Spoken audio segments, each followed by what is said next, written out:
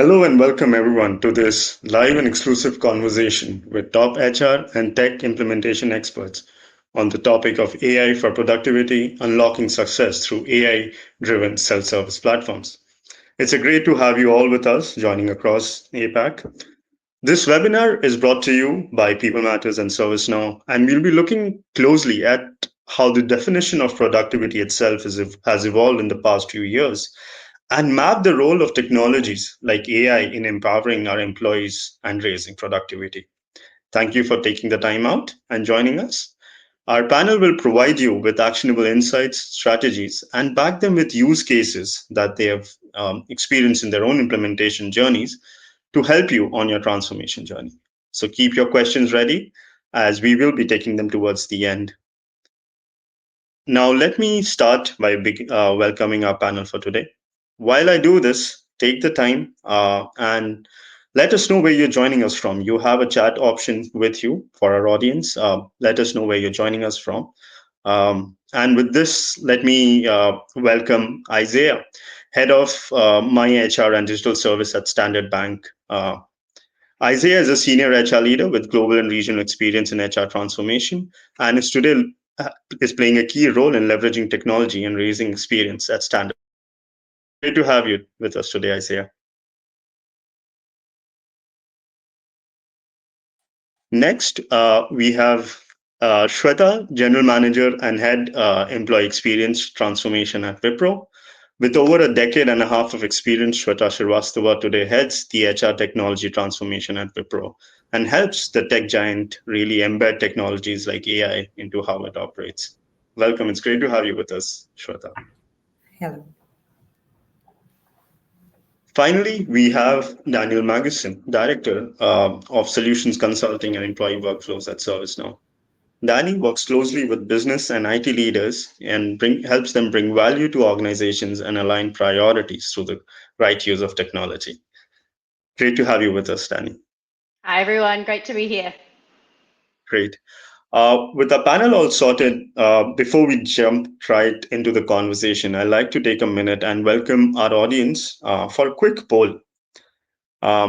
We request our participants to go to mentee.com. You'll get the details on your chat message as well. But if you can go to mentee.com and enter the code 33158185, you'll get a quick poll question. And we have a quick question for you to sort of start off this conversation, really understand what are some of your expectations with this conversation and where you are with your hopes and aspirations with AI. So mentee.com and the code is 33158185. We'll also be showing a QR code on the screen soon so that you can directly scan the QR code and send us your results.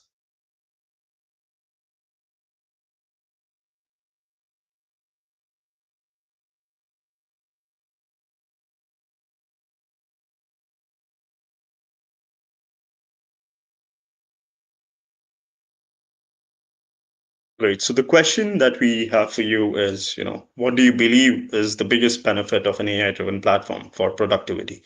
The word productivity is getting hidden behind the QR code, but we would love to hear from you, our audience, on what do you think is the biggest benefit that you think an AI-driven platform can help you add to from a productivity standpoint. And we'll give it somewhere around 30 seconds, 40 seconds more. So do scan the QR code and let us know.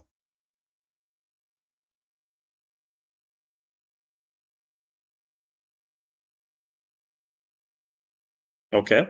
We see enhanced decision making becoming an important area that a lot of our audience members are looking at as a key benefit from an AI-driven platform.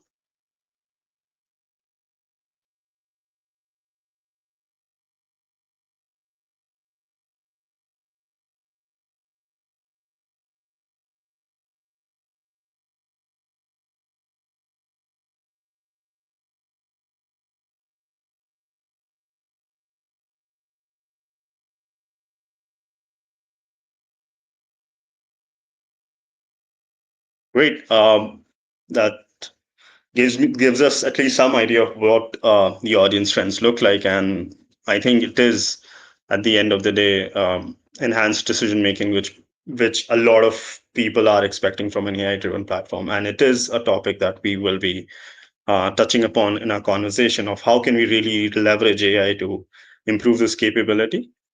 So thank you for this, audience. And with this, let me dive straight into the conversation. My first question is for all our panelists who are joining us today. We've seen the definition of productivity really evolve in the past couple of years, maybe in the post-pandemic era, with newer technologies coming in and hybrid workforce becoming a reality. What how would you first encapsulate the shift in how we are looking at productivity today? And secondly, what are some ways and metrics that you're using in your own organization to measure the impact that AI can bring towards productivity? Shweta, we'll start with you and then we'll go to Isaiah and then Danny, if that helps. Yeah. Thanks, Dhruv. So the fundamental definition of productivity doesn't change with AI. It is about getting more done with less. So I want to spend less effort and get more output. So if AI is being utilized, AI should help me achieve the same goal.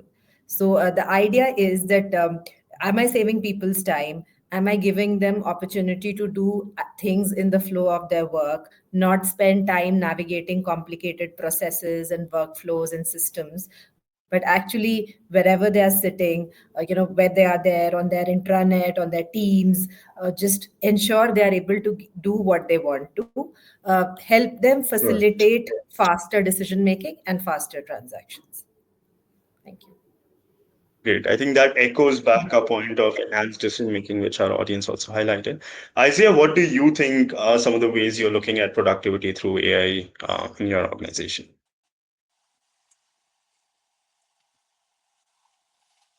Yeah, thanks. Thanks for that great question. I think for us, it starts with the problem we are trying to solve, which is how do we make our business more effective? And to do that, how do we help our people become more engaged and productive in what they do, right? So, for me, I think the key metrics were really about the employee experience. How are we simplifying the way that things get done? How do we reduce the effort and toil that more of our colleagues are able to focus on the bottom line, focus on chasing new customers, focus on driving new business, right? So I think that's where with AI is able to supercharge a lot of that and enable you to focus on the core work that you are in that organization for, right? So I think it really is all about the experience and leading to that to solve the productivity issues that will elevate your business performance ultimately. Understood. Understood. Danny, looking from an outside in perspective, how have you seen, based on your work with different companies and different organizations, how have you seen this productivity conversation sort of evolve? And what are some metrics that companies are really using to measure productivity today? I actually really loved how Shweta was very concise and to the point with it. It hasn't really necessarily changed. And we can throw around the term productivity and the word productivity, but when you explain that at its core, and Shweta said it so well, is that it's getting more done with less. And I think, and then Isaiah also used the word supercharged. And so productivity in itself hasn't necessarily changed, but it's been supercharged now with generative AI. And I've got like when I look at internally within an organization, we're working to achieve the business goals and the customers' experiences. And then if I back into how HR professionals are building their operating models, productive operating models to support those customer experiences, and I don't want to go too granular here, but I actually start with the operating model in mind. And this is what we're speaking with a lot of our customers about is, and when I say operating model, I'm almost breaking it into three areas. You've got your strategic HR initiatives, which are more important than ever at the moment as we're reskilling for new jobs of the future. So that's strategic HR. Then you've got your operations. How are we supporting? And that's the backbone of your HR organization, because you need to have that strong foundational shared service and centers of excellence in order to support strategic HR. So there's many metrics that we all measure across those different layers. But I'll just give you one example of sort of what we're talking about around supercharged productivity. And a metric that we have seen, this is actually within our organization at ServiceNow. The key metric we're actually looking at is ratios of our HR operations to our employees. And so we in 2020 had a ratio of 1 HR ops to 319 employees. In 2023, we grew, so we grew a lot, and we had a higher ratio, so we had a 1 to 412 ratio. In 2023 was when we started implementing generative AI, and our ratio is now 1 to 881. And so that's how we're actually getting down from productivity as a high level term to breaking it into real metrics for organizations. And we have, we've done a lot of different things with that extra capacity. We've, redeployed people to focus on strategic initiatives like workforce planning and skilling. So I'll leave it there because I could go deep into that. But yeah, that's productivity. Great. Thank you for that. Thank you to our panel for bringing in diverse yet super relevant points on how do you really look at productivity in this conversation of AI and AI-driven platforms. Danny, we would love for you to slightly dig deeper because my next question is to you on what are some of the strategies that companies can really follow in leveraging AI to streamline workflows? I mean, some of the lessons that you can share from your own experience on how you brought that productivity number up in the example that you shared. And what are some best practices that companies can follow today and maybe in the next 12 months from leveraging AI from a productivity standpoint? Yep. Yeah, I think I say hit on this as well at the end of his comment is that it's really about the problems that we're trying to solve and making sure we're solving the right problems. And so I think this is where data really comes into play. And, a number of years ago, I was speaking with a CHRO and we were having a conversation around what do we think is that number one most common and maybe annoying question that employees are asking their HR teams. And she didn't necessarily have the data to put her finger on what it was. And so we were making guesses. Oh, well, it's definitely payroll. There's lots of issues and questions around payroll. But and years later, we're having a conversation around, okay, we have data around that now. And now we, when she looked into the data after getting visibility to it, the actual number one manual process that HR was solving for employees was employee verifications after the employees had left. It was actually ex-employee questions. It was causing huge volumes of work for her team, and that was holding her HR team back from doing strategic HR initiatives. So I tell that story because that's the best practice, is the data. And we all know this. There's lots of data. So how are we using our data to decide what we're going to solve? And again, at ServiceNow, we're looking at things and we're helping customers in, we have ways to actually even automate that data, and we call it an automation discovery. We know what your manual data is, so let's run AI over the data to see where those high volumes are and make recommendations as to where the areas of automation is. So again, I think the answer there is really focusing on the data. Understood, Danny. Thank you for highlighting that aspect. And while there's a lot of awareness on leveraging, I think my next question to Isaiah and Shweta both is from standpoint of really people who are implementing AI in their organizations. What are some key considerations that you really look at while choosing the AI solution, direct towards productivity for your company? And how do you think HR leaders should really look at the challenge of ROI or return on investment when making these AI powered investments for the coming year? So Shweta, we'll start with you and then we'll go to Isaiah. Sure, thanks, Dhruv. I think scalability, adaptability, data security, these are some of the key considerations that play in our minds when we are trying to choose an AI technology for our organization. It is a large organization, so you need a technology which can handle the large volume of some 250,000 employees, and if they are using it all at once, it should still be able to answer all what we are looking for. The other important part is adaptability, because there are multi-ferous requirements in an organization. I have questions and answers that I want to do. They are spread across different systems. I want to perform transactions through different system. I don't want to do analysis through a different system. So the technology should be able to adapt and bring everything together, because I will not be able to get multiple AI technologies to do multiple things, because it's then again going to hamper experience. You'll again end up taking an employee to different platforms. So I think these are some of the important considerations.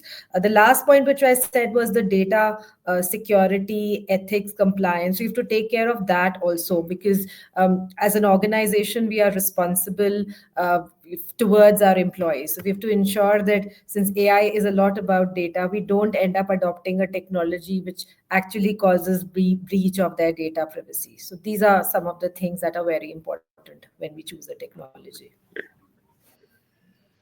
Thank you for that, Shweta. Isaiah, what would your addition, what would your points be to this?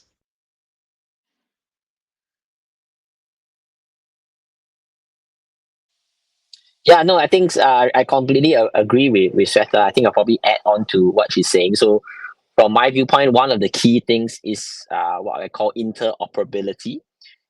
Because you have a lot of options, right? When it comes to generative AI, you can buy, you can build, and the key is that you're going to implement many different sorts of solutions for different use cases. So how do they work together to become one cohesive experience and one single experience layer for the employees? I think that's critical. The other is again going back to the point of the business case. What exactly is the problem we are trying to solve, so that we make sure we then implement the solutions that are relevant to that problem. I think the third thing is be willing to take some level of risk, in the sense of, how can you drive some experiments or proof of concepts to bring this to life. So for example, for us in Standard Chartered, what we've recently done is that, it's end of the year, is a Yeah. time when everyone's busy doing their year-end reviews.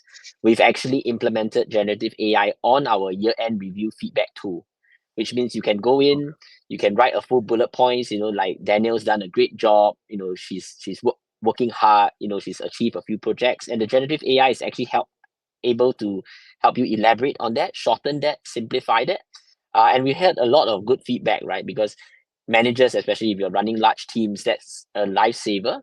At the same time, you're also having now very interesting discussions from employees, which is that genuine? Is that really what I want? Do I want an AI to write it, or do I want a human? So ultimately for us, it is about having these experiments that open up these conversations to then start thinking about how you become more creative, how you become more innovative. So I think every road to change has this sort of curve that you need to go through.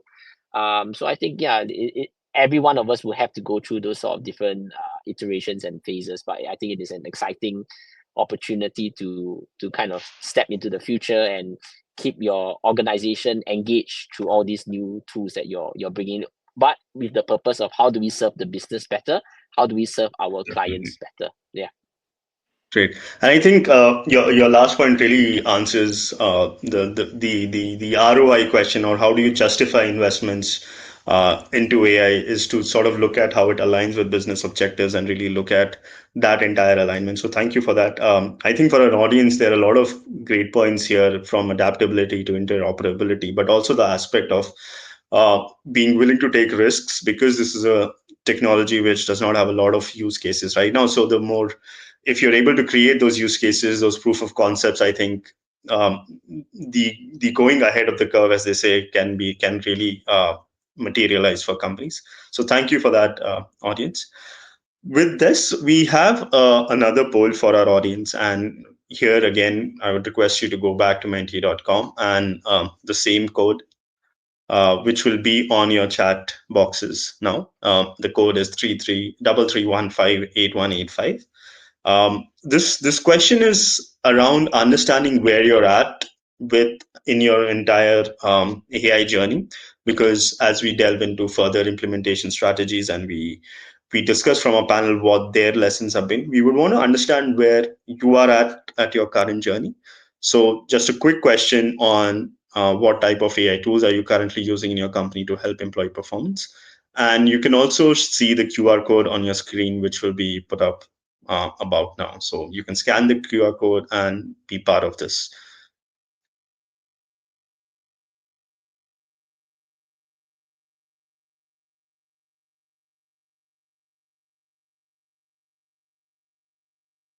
Great. We'll give it 20 more seconds because we want to keep the poll quick and short.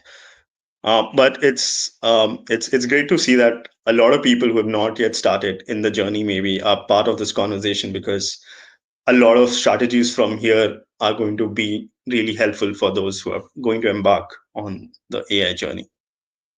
Okay.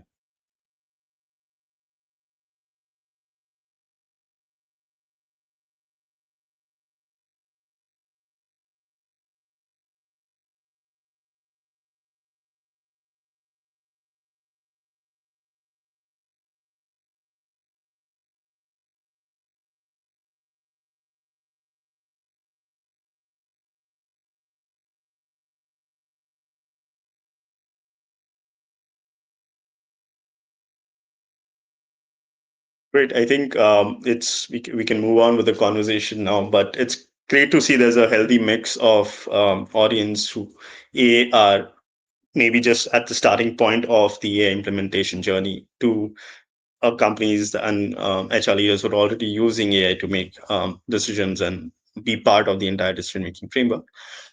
My next question is for you, Shweta and Danielle. We heard some of the key considerations and talent, aspects from both talent and business standpoint that are necessary. In your own implementation journey, for our audience, are there some key lessons that you can share on what should the strategy of AI implementation can look like?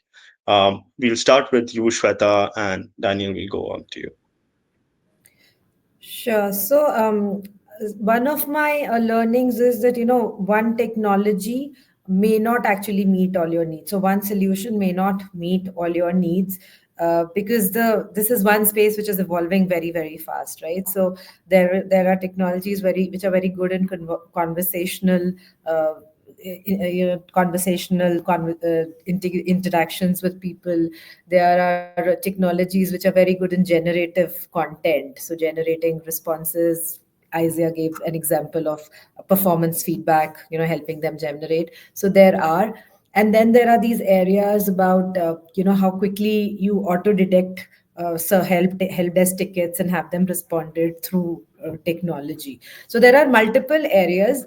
I think we may have to be cautious in terms of what we are using where. So while I did start saying that we're looking at scalability and adaptability, what I've also felt is that at some juncture we may realize that the technology we started with is not, like, for example, very good at Gen AI now. So then what do? Do you start the whole journey again? No, if the technology has already done something for you, helped you achieve goals, you stay with the technology. But if you have newer goals, you shouldn't hesitate to Understood. add newer technologies and interfaces.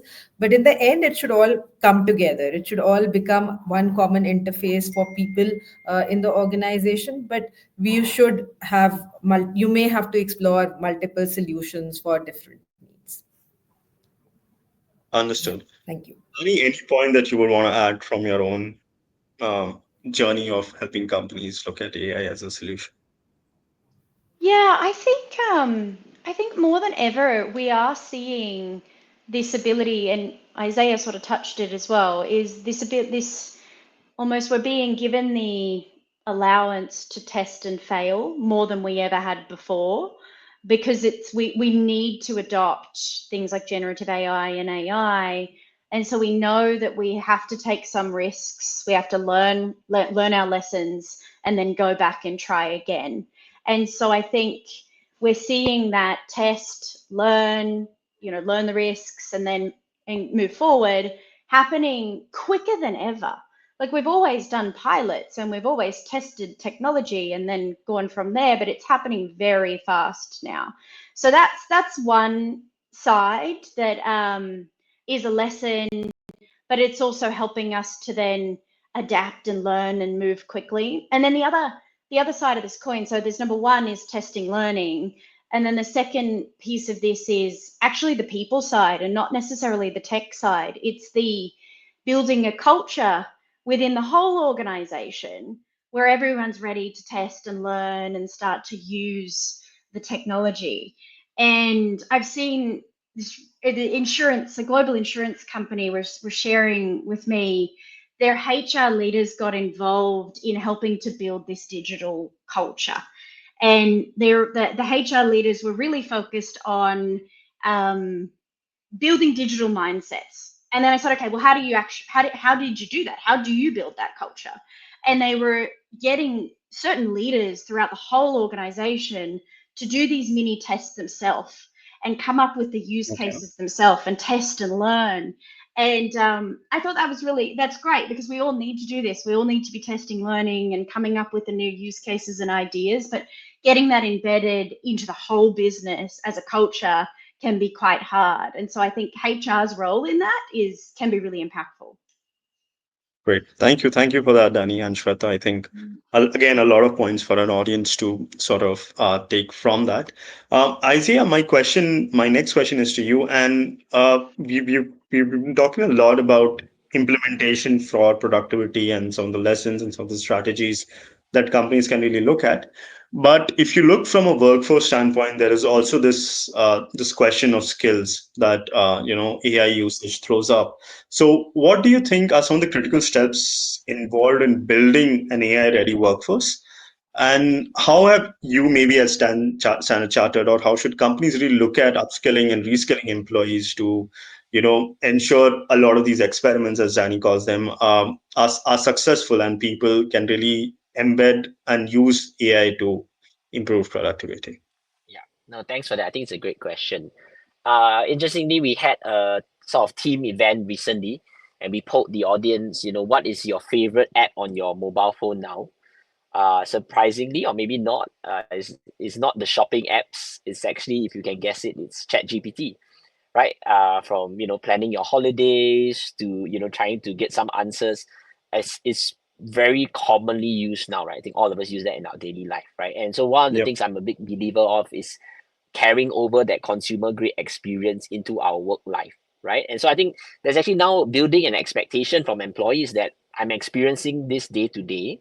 How can I see more of this in my work life to increase my productivity, to improve my experience? So one of the things we are doing is, from a Standard Chartered perspective, is engaging the user. So very recently, we partnered with Danny's team, actually ServiceNow, to launch a proof of concept where we invited about 20 of our colleagues to come in and have some hands-on experience with some of the potential Gen AI use cases that we are thinking of, right? And so that's probably the greatest learning you can have when people actually interact with the tool. They can ask questions and they can find out more and learn on the go, right? So that's one thing that we try to involve as many of our colleagues where we can in this sort of experiments where there's opportunities for people to be exposed.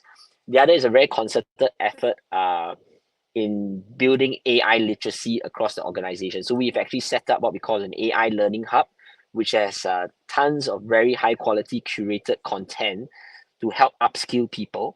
And ultimately, as people progress through these levels of learning, there's actually ability for you to publish that learning badge on your LinkedIn profile, for example. So it gives people a sense of motivation to want to get upskilled and more literate.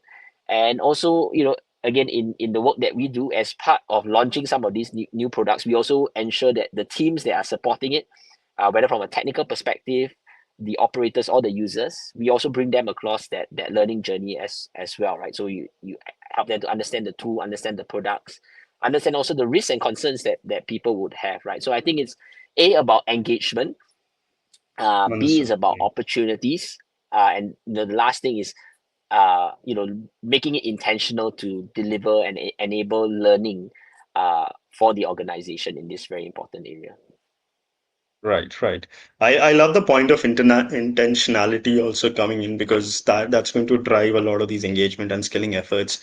Shweta, I saw you agreeing with a lot of points that Isaiah was raising. Given the length and breadth of Wipro, what are some points that you would might want to maybe add to this conversation of skilling for an AI future? Yeah, so I do agree with a lot of points Isaiah said, because it is very important that AI becomes mainstream in your organization. So we are like Standard Chartered, we are also driving a lot of AI academies, making it mandatory for people to undergo some trainings, then giving them opportunities. So I think that's important. But what is a bigger thing is that I can train people in AI, but if I'm not able to find the right opportunities for their skill set, they may eventually lose motivation. So fortunately, in our organization, we also do AI for other customers. So there is opportunity for people to leverage their skills, but it is going to become more and more mainstream. So we use AI also to help people find opportunities, apply for the right job. So it's not just about getting upskilled, but also landing in the right opportunity. So I think those are some of the things that I think we are doing right now. Great. Thank you for that, Shweta. Thank you, Isaiah. I would want to remind our audience, I'm sure there are a lot of questions coming up, and please feel free to use the chat box, put your questions either to our panelists in specific, or you can share your questions with us, and we will be taking up these questions towards the end of our conversation. Um, Moving ahead, Danny, I think we touched upon this point in one of our earlier answers, and this was the point about ethical. Our AI implementation has to be ethical, and it has to be cognizant of privacy and data security concerns.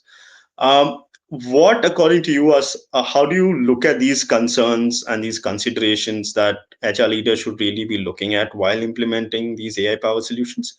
And what are some best practices maybe that you can share across your journey working with different companies that companies can really put in place to ensure that their AI implementation meets ethical and privacy standards? I think, yeah, I think it's the topic similar to the topic of productivity before. We're still trying to achieve productivity, and it's been supercharged now. And it's the same with ethical considerations and sensitivity of AI in the HR and the employee experience space. It's something that, as HR technologists and CHROs, we've actually had top of mind for a number of years. And, when we first started having AI come into play in HR technology, there are lots of news and case studies about, the biases that came up in the recruiting process through the use of AI, and that was years ago now. And so it's really just evolving what we've already been thinking about to the next level as we start to look at things like large language models and how bias and ethical considerations comes to play there. And so, without going into the technical weeds of it, when you think about large language models, there's two different types of large language models. You have general purpose, which is scraping everything in the world and the internet. And that's where you start to have the world's biases really come through. And then you have large language models that are use case specific, and they're purpose built for specific use cases and actions. And this is where within HR, we're really looking at large language models and generative AI that are purpose built to do something very specific. And, the example that we have at ServiceNow is, we do a lot in the HR shared service space, or in all of the shared service space, global business services and IT services.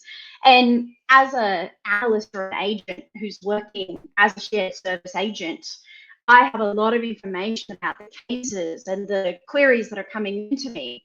And I need to maybe quickly summarize, where this specific query is at, because I just had it handed over to me. Okay. So summarizing that individual case and query ticket, you might say, that's a use case. That's one specific use case. And so LLMs that are trained to just do that They're trained to do that, and then you're using your data within your organization. So I think this is where we need to break it down is, there's general purpose and then there's real specific use cases and get into the details there. The other part of this is sensitivity is really important in HR. I mentioned the recruiting examples before with bias. And it's the same now. Instead of using generative AI to, I can ask it a question and it guides me in the complete wrong direction, but I'm having a really mental health issue on the job, as an example, we need to be able to pick up those things and we need to be able to detect those things. And the purpose-built models are being built to do that. Yeah. Sorry, long-winded answer, but I'll hand back to you. No. I think it is a question that requires a long-winded answer, Danny. So thank you for taking. Shweta, given how Wipro is operating in perhaps a different geographical context, how are you looking at privacy and ethical concerns and ensuring that the workforce is also ready to be aware of some of these data security and privacy concerns required from an AI standpoint? Yeah. Yeah, and it's a bigger concern for us because our people are also using AI to do their day-to-day work, right? So they are using AI probably for coding or delivering solutions to customers. So you have to ensure that they are not doing anything which is not correct or ethically right? So we have a AI council in Wipro, which is established, which Okay. comprises senior leaders of the organization plus experts in artificial intelligence, compliance, legal. Everybody is there in the council. So time to time we review in terms of how we are going to approach it. But to start, we have set up an ethical and compliance AI training. So what we call Gen 101 of AI, Gen AI 101, which is a training which every Wipro employee is expected to undergo. There we share this aspect about ensure that while you're using AI, you're not compromising one customer's data while doing some work for the other customers, right? So some very basic things we have to keep reinforcing so that we know that people are using it right.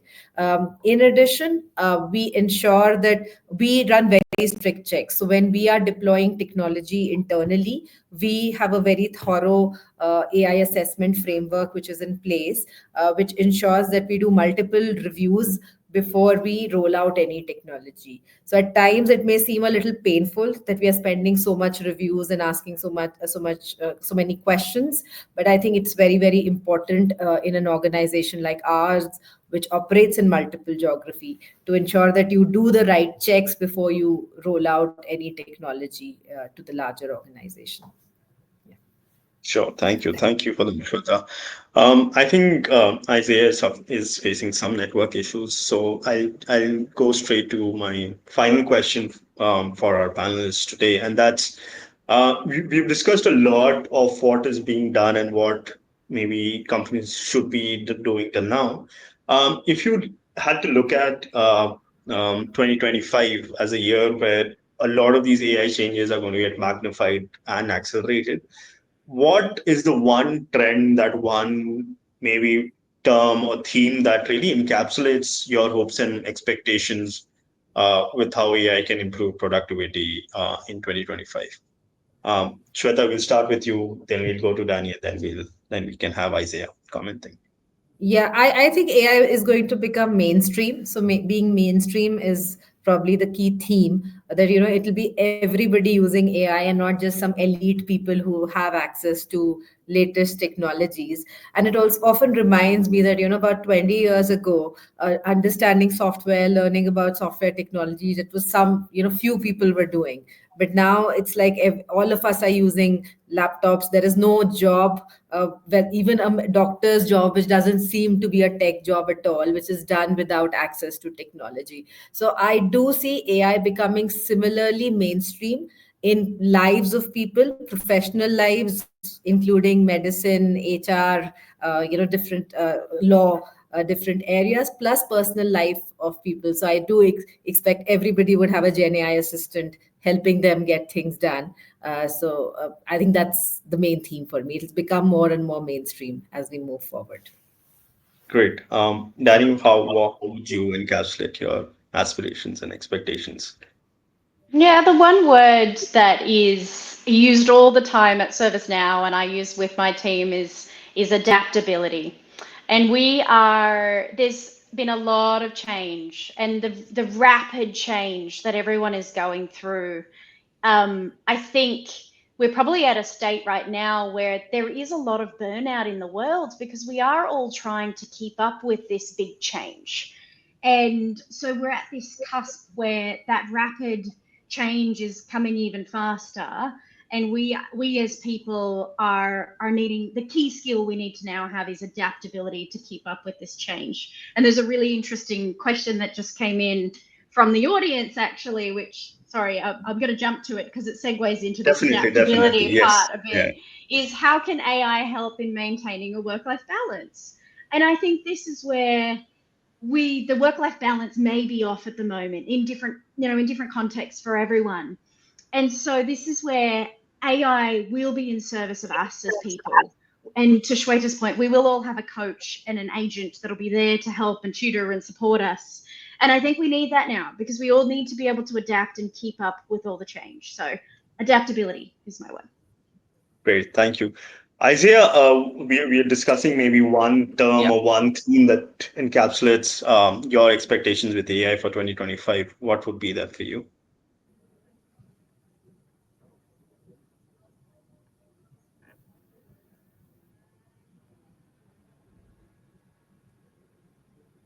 Are you with us, Isaiah?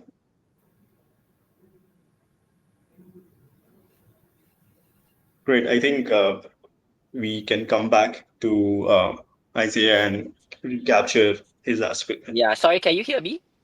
Yeah, we can now, Isaiah. Yeah, Please. sorry. Go. Yeah, something happened to my network. But yeah, I mean, for me, I think it's I'll borrow a term that my chief strategy and talent officer used, which is as technology becomes able to interact in a more human fashion, it enables humans to become more human. So what I mean by that is, I think hopefully as what we discussed, right, we'll see a lot of the toil and pain of a lot of our processes taken off, so that humans has more time to spend on the more meaningful interactions, right? So a lot of these toils and stresses are taken away for us. We can focus on the customer. We can focus on building relationships with one another and networking, right? A lot of the things that we used to have to do can be taken care and resolved, as and technology continues to progress, and ultimately hopefully we have a more human society, a more connected society, and a more collaborative place that we will all enjoy living and working together in. Understood. That's actually a great note to sort of link it to one of the audience questions also that we have had is on experience, because I know we have spoken a lot on implementation and driving productivity, but from an experience standpoint, how do you think 2025 companies can really look at leveraging AI to, as you say, make processes more human-like and really raise the experience that employees feel as part of the company.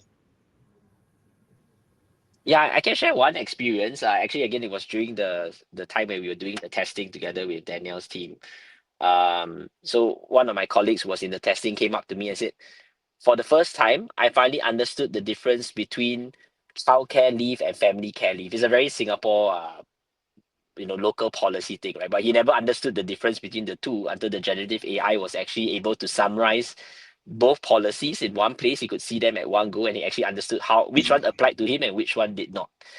So I think it's all these simple changes that will help people to feel that they are a lot more engaged, and they are also a lot more heard by the organization, right? So I think the engagement is hopefully something that we will see will improve, and as we implement more, I mean, hopefully bit by bit the experience in our work life continues to match up with the experience we are feeling outside in our day-to-day lives as well. Definitely. Shweta, any point that you would want to add to the entire experience aspect of AI? Yeah, so I think apart from what Isaiah said, we all organizations have some kind of feedback collection process, right? Where they go back to employees, ask questions, and try to then make changes. Now, when it's a large organization, you get a lot of suggestions, but you always have trouble synthesizing all that data and figuring out what actions you should take. So I think take, which create to drive better analytics, to give you suggestions in terms of what you should do, help you drill down on your action plan, and help you actually take those physical actions which can help employees' life become better. So that's one.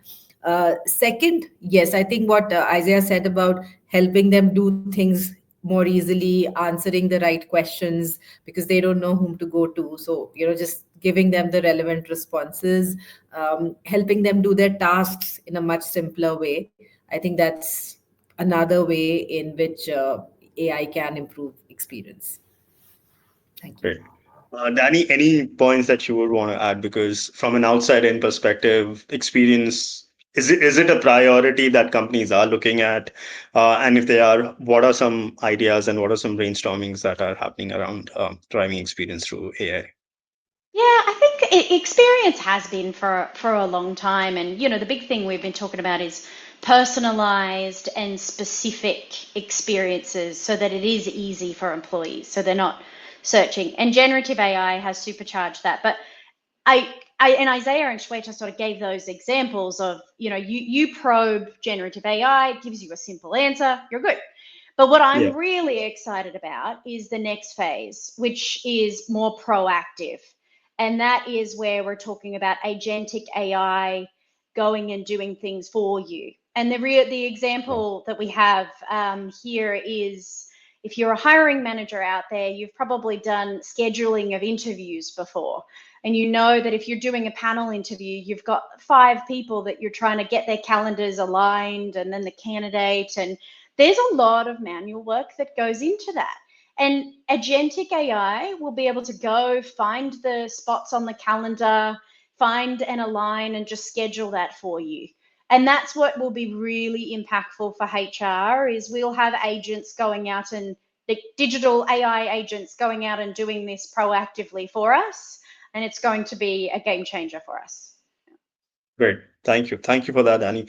I'll like to highlight one audience question, and this will be my last question for Shweta and Isaiah. Danny touched upon the aspect of how work-life balance is a critical aspect, and we've been talking about productivity and these experiments and creating use cases. How do we really, as HR leaders, Shweta and Isaiah, how should HR leaders really look at balancing the need to sort of experiment with AI and raise productivity with the need to create a good work-life balance and ensure burnout is not happening within the company? So what are some ways and strategies you're maybe thinking this problem through? Shweta, we'll start with you and then we'll go to Isaiah. Yes, so AI will most definitely, add to the work-life balance, and I think there were a lot of examples. I mean, Danny just shared the example about how you are not spending hours scheduling interviews, and the agentic AI is actually doing it for you. So that's one example. So I would be very worried if people think that AI is going to, skew their work-life balance in the wrong direction. I mean, it's definitely not going to do that, because the whole intention of AI is to make things easier for people. So it'll ensure that it makes you more productive. I love what Isaiah said, right? It make you more human. So you focus on more human-like tasks, which is about doing, focusing on people rather than getting the task done, because there is technology support to get the task done. And in addition, there are AI tools which also help you monitor in terms of how you're using your hours. Are you having some quiet time? Are you, engaging with your people in your hours, or are your meetings just like 20 people meetings? So it'll throw those insights as well, to ensure that we don't overwhelm people by asking them to do more and more. We use technology to take a lot of transactional work away from people, so that they can do more human like, more intelligent tasks that they would like to do. So that's my take on it. Sure. Thank you. Isaiah?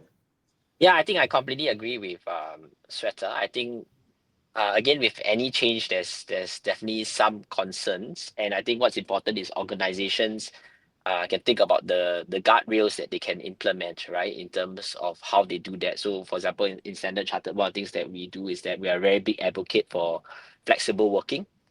More than 85% of our organization is in some form of flexible working, right? And again, that has been enabled because of technology, right? So I Yeah. think we also need to look at the opportunities where technology is actually removing these sources of stress and enabling more flexibility for you.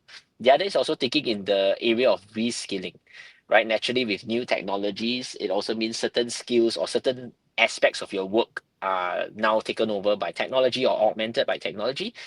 The organization has an opportunity to support you through that reskilling, redeployment avenues as well, right? So if you're in an area where what we call sunset roles, because technology has changed, how do you redeploy and reskill into sunrise roles where you can, ultimately gain more engagement and productivity because you're enjoying something new, you're learning something new, you're in a different role that is exciting you again, right? So I think again, it is really about the organizational mindset, and I think building that trust with our colleagues is really really important, right? So I think, yeah, having that senior management engagement support to get ultimately why are we doing this, so that the organization can grow and employees can benefit as well, right? So I think it has to be a collaborative effort coming together on it. Great. That's actually a great note to maybe end this conversation in. I mean, AI implementation has to be a collaborative effort and it has to be a top-down approach. So thank you, Shweta, thank you, Isaiah, thank you, Danny, for joining us today. It's been a great conversation that we have. And thank you to our audience for joining us, and we hope to continue this conversation. Uh, Thank you to our panelists. Thank you. Thank you very much, Dhruv. Thank you so much. Thank you, Thank you, everyone. everyone. Thank Bye. you, everyone. Have a great day. Great. And for our panelists, this is part of a larger conversation called Into the New HR Frontier, which we are doing with our partners at ServiceNow. And please, you'll find a link in your comment box. Join us, stay a part of our conversation, and we hope to see you again soon. Thank you.